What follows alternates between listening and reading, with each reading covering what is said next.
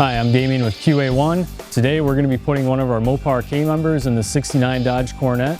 QA1 K-members for Mopars are designed to increase the strength on the front end of the car. The B and E Body K-members come with big block engine mounts, while the A Body K-members come with mounts for small blocks. Here we've got QA1 upper control arms, shocks, lower control arms, and dynamic strut bars, all on the factory K-member. Here we've got the factory stamped steel K-member. As you can see on this one, there's no provisions for a sway bar. The QA1 K-member does have provisions for a factory E-body sway bar. The first thing that you want to check before making changes to any car, check your tie rod ends, ball joints, idler arm, make sure all that stuff's in good condition. These have already been replaced, they're in good shape. We're going to go ahead and loosen up the torsion bar adjusters. We want to make sure we count the number of turns that it takes to loosen the tension on the torsion bar. That's going to help with getting the car set back to ride height.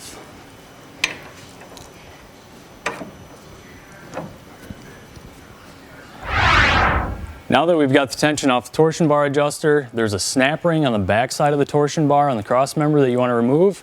That should allow the torsion bar to come out.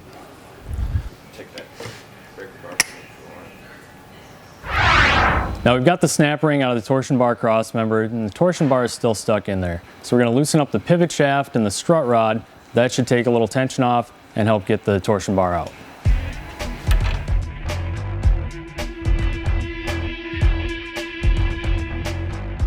Now that we've got the tension off the torsion bar, we want to remove the lower shock mount, separate the lower ball joint.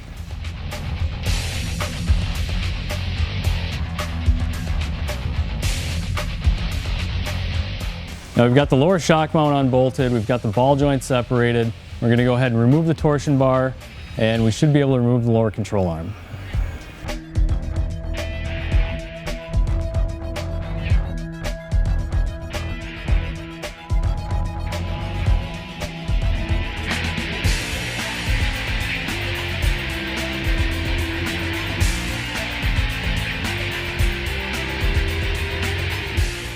Now we've got the lower control arms off. We want to remove the strut rods. Those will have to be transferred to the new K-member.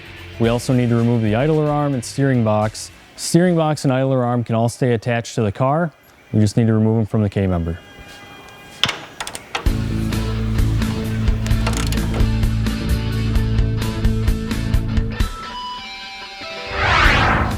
Now we've got everything disconnected under the car. We went ahead and lowered the car down so we can get our engine hoist in here, support the engine with a chain, and we've actually used a couple large zip ties to secure the steering box to the driver's side header tube.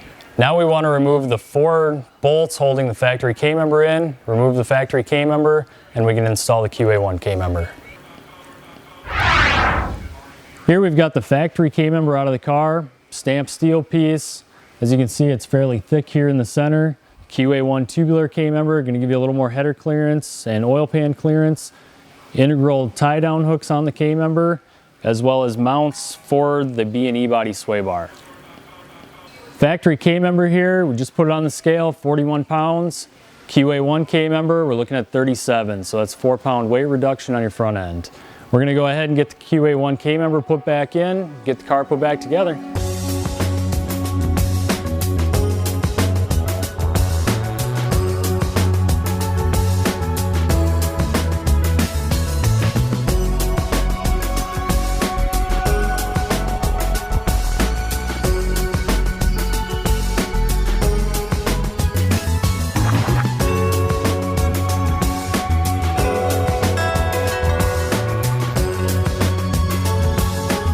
Now we've got our K-member installed, we've got the control arms put back on, strut rods, shocks hooked up.